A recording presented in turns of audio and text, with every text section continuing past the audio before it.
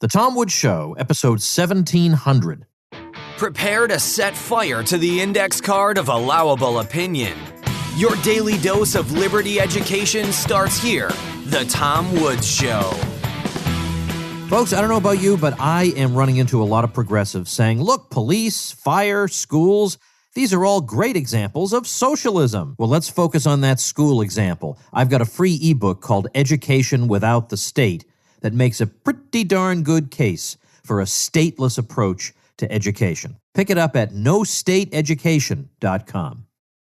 Hey everybody, Tom Woods here. Well, episode 1700, nice round number, makes me think about what's going to be happening next year, 2021. You'll recall, some of you have been listening a long time, that in September of 2017, we had the 1000th episode live event in Orlando, and it was so much fun. Of course, I used it as episode 1000 on the podcast, but nearly 600 of you, even though we had to reschedule because of a hurricane, nevertheless, nearly 600 of you attended despite the schedule change, which is just death to events like this. So that was just a miracle. And we had a wonderful time. Eric July was the host. Michael Malice and I had like a revisiting of our Hamilton debate. I did a dad joke off with Eric July, and then I played that Box of Lies, I think it's called, a game with Michael Bolden. We had Roast of Me featuring Dave Smith and several other people, and then four of my daughters unexpectedly went up on stage and roasted me. I mean, it was just an amazing time. Tom DiLorenzo was there. It was so much fun. So I want to do another one for episode 2000.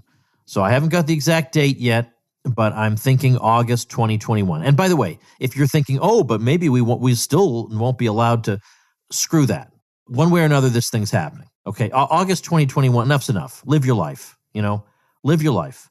So we're going to be doing this, and it's going to be fun. I've already got several things lined up that you guys will love. I got Dave Smith committed to be the host. So keep August 2021 in your sights, and I'll give you a specific date soon. And probably what we'll do is we'll record it before we've actually reached episode 2000 chronologically, and then when the time comes for that episode, we'll go ahead and insert that, so it'll be all edited and ready to go when we need an episode number 2000. So that'll be down here in Orlando, by the way, in case you're wondering. And Orlando's a nice place to visit, although gosh, August is like the worst time. It's brutal and vicious. But there are plenty of indoor things to do here that are a lot of fun, and you'll meet a lot of very good people.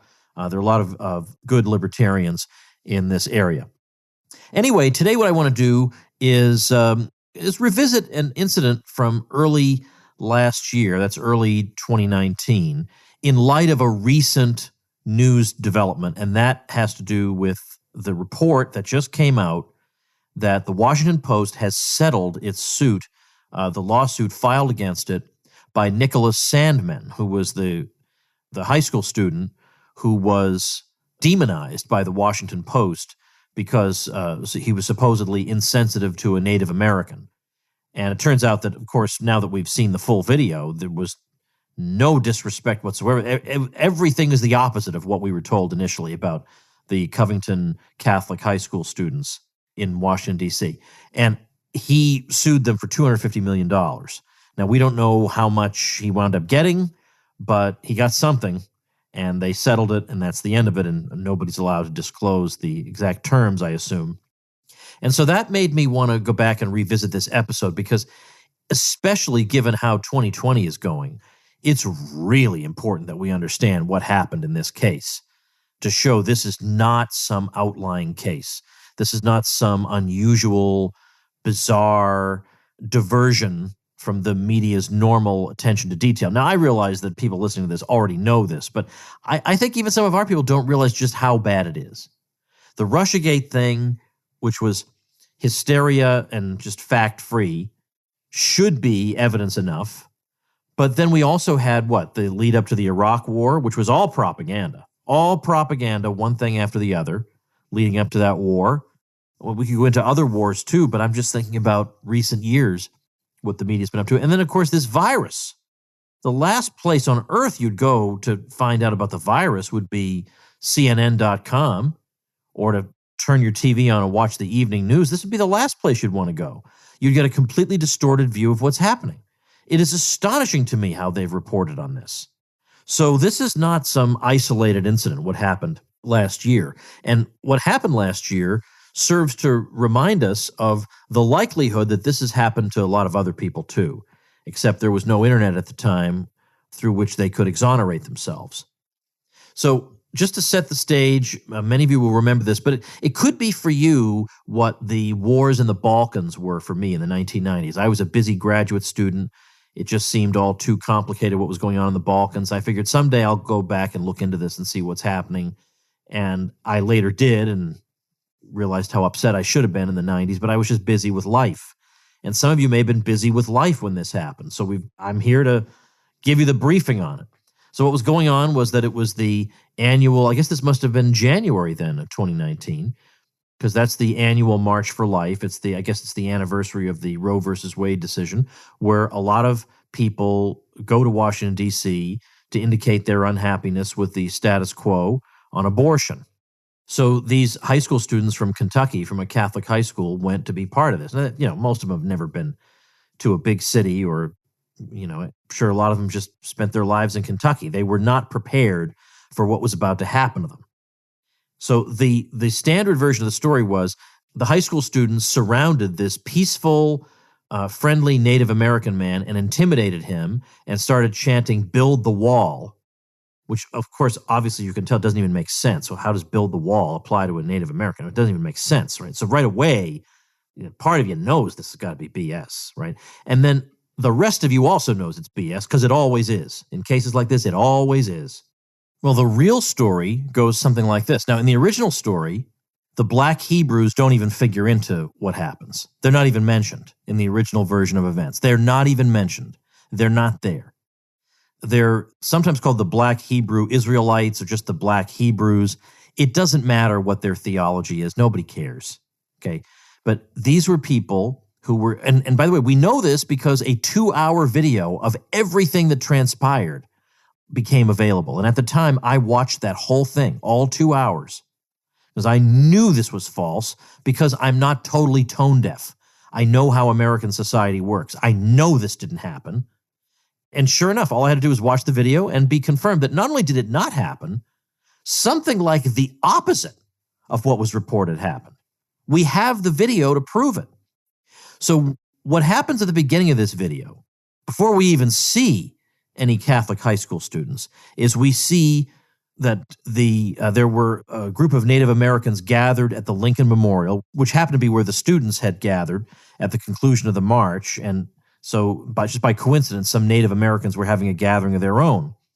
And so before the students even become a part of the story, we see the Black Hebrews are taunting these Native Americans who have gathered at that spot. And they're saying things like, this is an exact quote, "You're not supposed to worship eagles, buffaloes, rams, all types of animals. This is the reason the Lord took away your land." Wow. Suppose a group of Catholic high school students had shouted to some Native Americans, "You're not supposed to worship eagles, buffaloes, rams, all types of animals. This is the reason the Lord took away your land." We would never hear the end of that, right? Never. That would be the lead part of the story. Instead, in the standard account of the story, this did not occur. That a group of black racists were taunting the Native Americans. That's not even mentioned. That's not part of the story. So then a woman approaches them. Now, we don't know if she's part of the Native American demonstration. You can't tell from the video. But she approaches them to try to have a discussion with them. And at that point, one of the so-called Black Hebrews turns to the camera and says, "This is the problem, Israel. It's always our women coming up with they loud mouth, thinking they can come and distract things with they loud ass mouth, because they not used to dealing with no real men." Okay, now imagine if we had footage of Catholic high school students addressing a woman in that way. That would be the beginning of the story.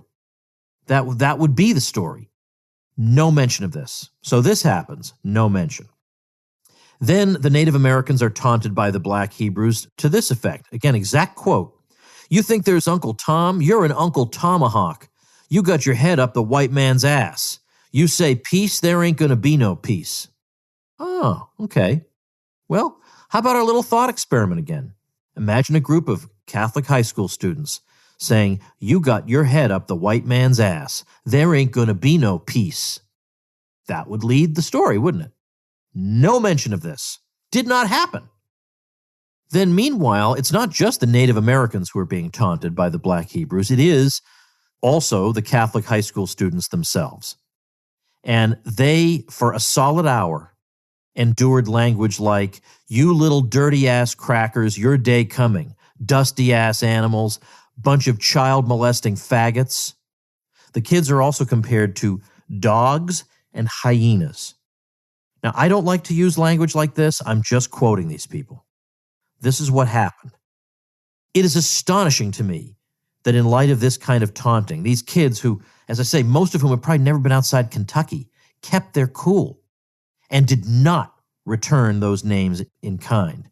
They deserve a medal for that. So the students passed the time and drowned out the Black Hebrews with some school sports cheers. Now, it's in this context that Nathan Phillips, a Native American, entered the scene. He's banging a drum and marching into the crowd of students. So now, here's the thing to keep in mind. Phillips's own people have been repeatedly insulted and mocked by the Black Hebrews by this point. While meanwhile, a group of high school kids minded their own business. So, being the courageous man he evidently is, Phillips confronted, now you take a guess, does he confront the Black Hebrews? Or does he confront the Catholic high school kids who have been sitting there enduring vile abuse for an hour? Of course, he confronts the high school kids. Who's going to confront the Black Hebrews in that situation? He confronts the high school kids because he knows none of them are going to lay a hand on him. And plus, this is a beautiful PR possibility, right? This is going to be perfect. This is just what he wants. You know, these very, very unfashionable kids. I mean, they go to a Catholic high school. They're from Kentucky. These are not exactly the sort of people the media is super concerned about treating well, right? These are exactly the sort of people they want to ridicule and dismiss and whatever. So Phillips approaches them. And here's how he explains what he did to the media. Here's how he explains his decision. And what's wonderful is apparently he doesn't know there was video footage. It's so awesome. So awesome. The guy's a con man. This Nathan Phillips, total con man through and through. He makes up a story, and then the video comes out. It's so great. So, I mean, it's like that moment in Annie Hall, the Woody Allen movie, where there are people standing in line, and one of them is trying to look impressive by talking about the ideas of Marshall McLuhan. And then out of the blue, McLuhan himself shows up and says, you know nothing of my work. You know, how you managed to get a degree in anything is amazing to me. And then Woody Allen comes out to the camera and says, don't you wish life was like this? Like you'd be in a situation like this. And some blowhard is yammering on and on about something he knows nothing about. And then the author of the very ideas being discussed shows up and corrects him and denounces him. You know, so it's that kind of satisfaction that I get from this, that the guy makes up stories designed to demonize innocent people. And then a video comes out. It just couldn't be better. It's so great. So here's how he describes it. He says, the students, quote, were in the process of attacking these 4 black individuals. Okay, you know that's not true. There was that moment, this is him continuing, when I realized I put myself between beast and prey. These young men were beastly, and these old black individuals were their prey. And I stood in between them, and so they needed their pounds of flesh, and they were looking at me for that. That is the absolute opposite of what happened. Not one word of that story is true. Nobody was attacking anybody. Now, it's true, yes, the Black Hebrews had threatened people. That's true. But the students, not a single threatening word or gesture. The Black Hebrews, again, had shown up to taunt Phillips's own people and had been doing so over and over. Phillips does not even mention this, but that's the whole story. So if he really wanted to defuse the situation, as he later claimed, he should have banged his drum in the faces of the Black Hebrews, who were the hysterical lunatics who'd been screaming racialist inanities for over an hour by that point. Instead, he chose to confront some high school students. And he also said that the students had been chanting, "Build the wall." Well, we have all 2 hours worth of footage of what occurred. Not one person uttered those words.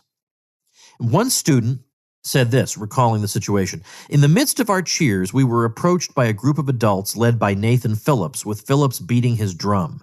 They forced their way to the center of our group." You can see this happening. It was not the kids surrounded him and stared him down, like because we're the white man or any of this nonsense.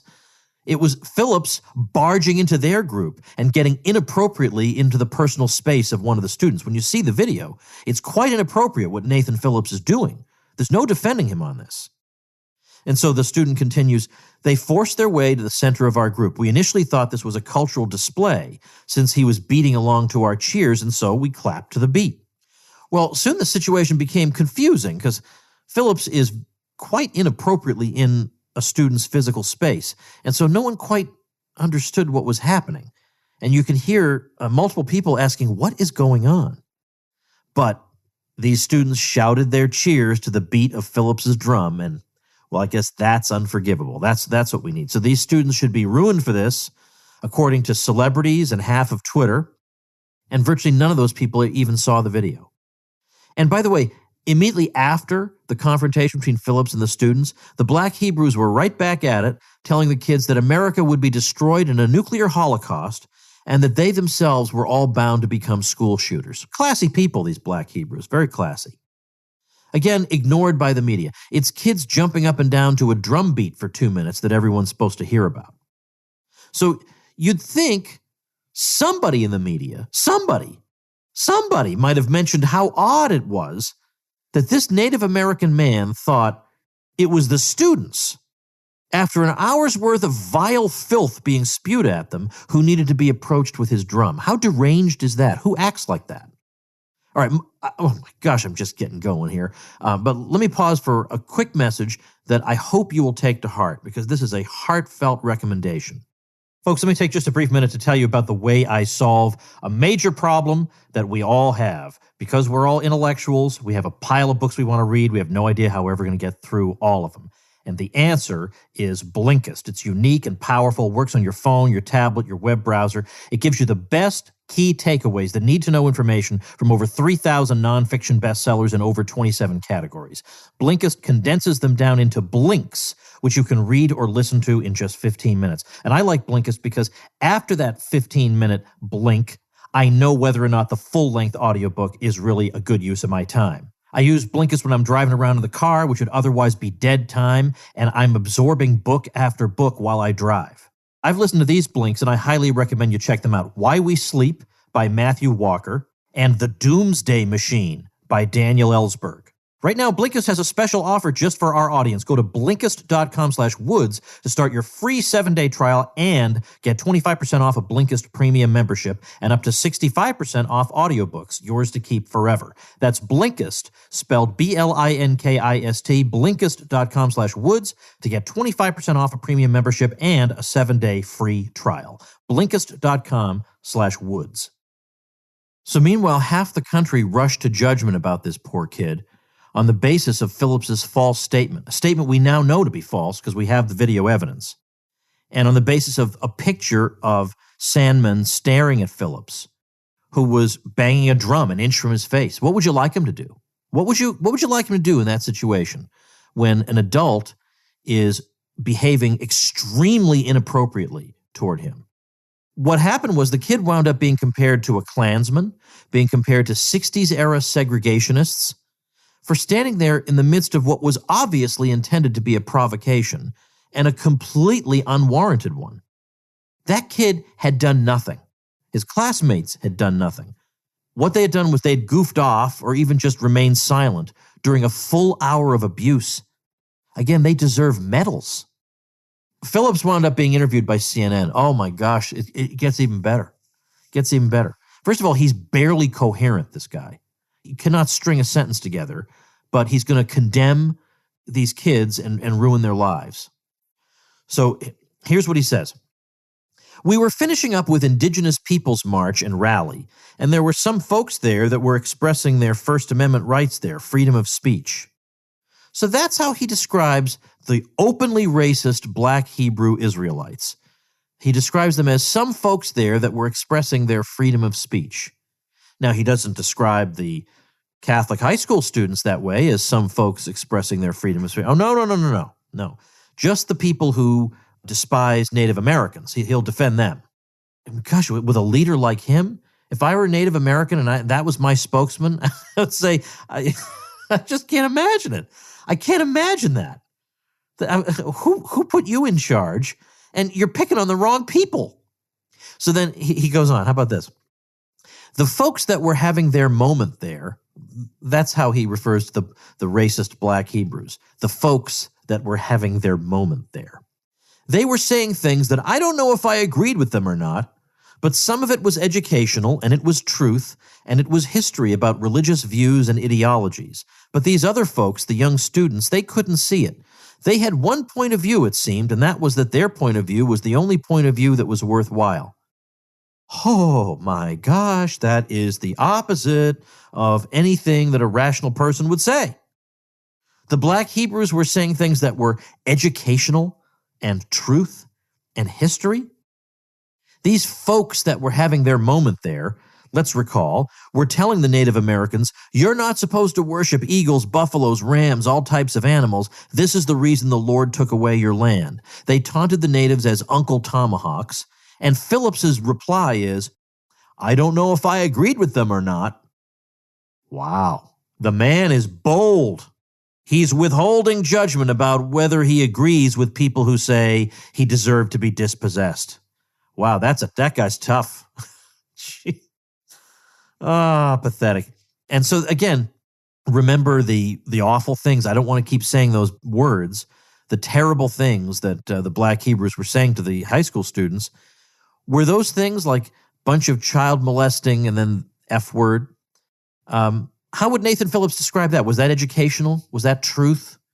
Was that history?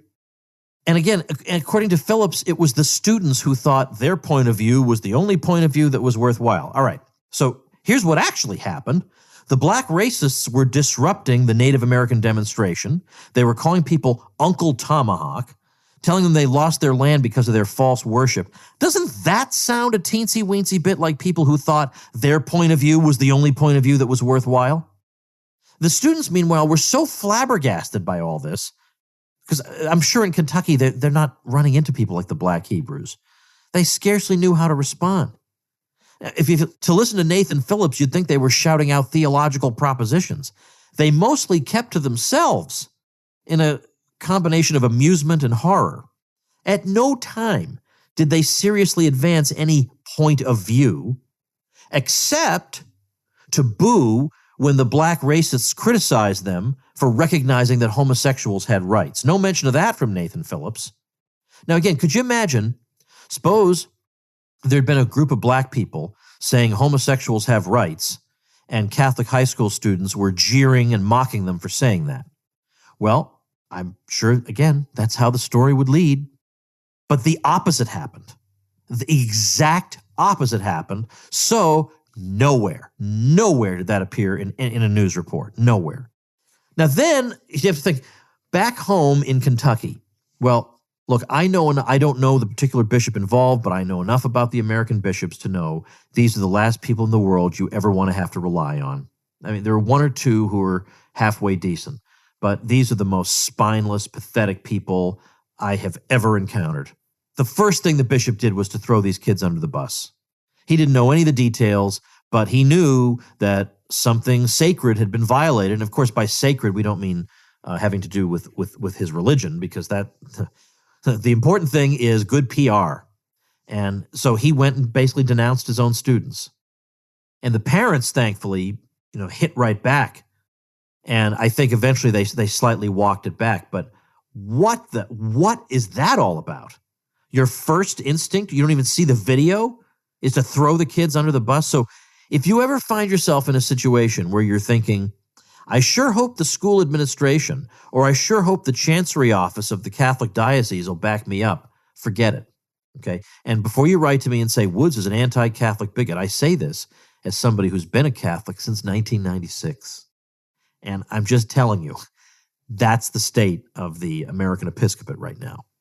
And then let's also remember, major conservative individuals and publications rushed to judgment just as much as the mainstream media and the left did. And that helps you to understand why conservatives always lose. You don't ever see the media or the left desperate to appease their opponents. But for conservative, they're desperate to appease the left. Oh, we heard that you're unhappy with these high school students, so we agree with you, even though we don't know any of the details. Now, you may say this is just one incident, but I don't think you are going to say that, are you? I think this is a case of the fault lines are becoming more and more pronounced. I mean, now there's more and more things you can't say or think.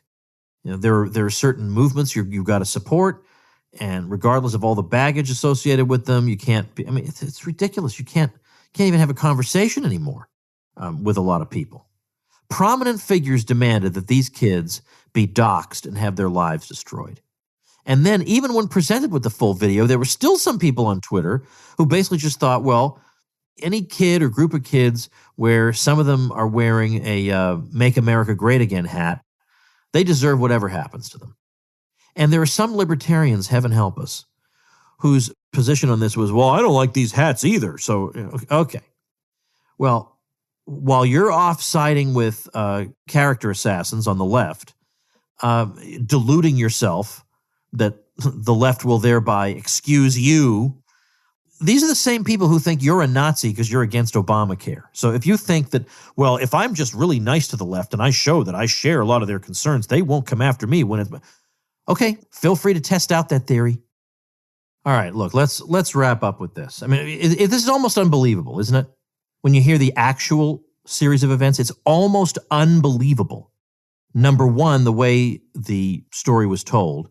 And number two, the sheer malice of this Nathan Phillips. I mean, a truly hateful individual. And as typical with the left, and he's a left-wing activist, as is typical with the left, all their opponents can be summed up as just haters. Well, you hate this and you hate that, and they're full of hate, and they hate. So, again, if you disagree with some health policy, that's because you hate the poor, and you hate this, and you hate that. And I continue to say that if you have a group like the left that is constantly accusing everybody of hatred, that should be a red flag for you, right? Like what would be the reason that they would constantly be accusing people of that? Like, why would that be your first go-to? It's not the first instinct I have when thinking about why people disagree with me. I don't think it's because of hate, because I'm not a hateful person. The idea that people are consumed by hate doesn't occur to me because that's the opposite of who I am. But these people, every single person they oppose is full of hate. It's hate this and hate that. It's Orwellian. And I am convinced that's because they themselves are, I mean, you can tell these are not the nicest people in the world. You would not consider having these people over for dinner. Humorless and awful and nasty. It's because they're consumed by hate, and therefore they assume everybody else is just like them. So when they see somebody acting in opposition, they just think, oh, well, if I were acting like that, it would be out of hate. So it must be out of hate. Oh, gosh. So the world is becoming crazier. And the number of people you can speak to, frankly, is diminishing all the time. And at work, you don't want to say anything. It's just crazy. So if you are looking for a safe haven to keep you sane as the world gets crazier and crazier, I do hope you'll join me over in what I call the Tom Woods Show Elite, which you can get to as a member of my supporting listeners program. It's a great community of wonderful, like-minded people, good, decent people you'll learn a lot from, and will keep you sane, and will also tell you what's really going on in the world, so you won't have to otherwise rely on these crazy liars who hate us, basically. So if you like and appreciate what I'm doing, it would make me very happy indeed if you would head over to supportinglisteners.com. You'll see all the benefits you get. It's just out of this world. I defy any podcaster to show up here and say that he gives more benefits than I do. Not possible. I don't think that's possible. Supportinglisteners.com is where to go. I'd love to welcome you inside the Tom Woods Show Elite, and I'll see you tomorrow. Become a smarter libertarian in just 30 minutes a day. Visit TomWoods.com to subscribe to the show for free, and we'll see you next time. Like the sound of The Tom Woods Show? My audio production is provided by Podsworth Media. Check them out at podsworth.com.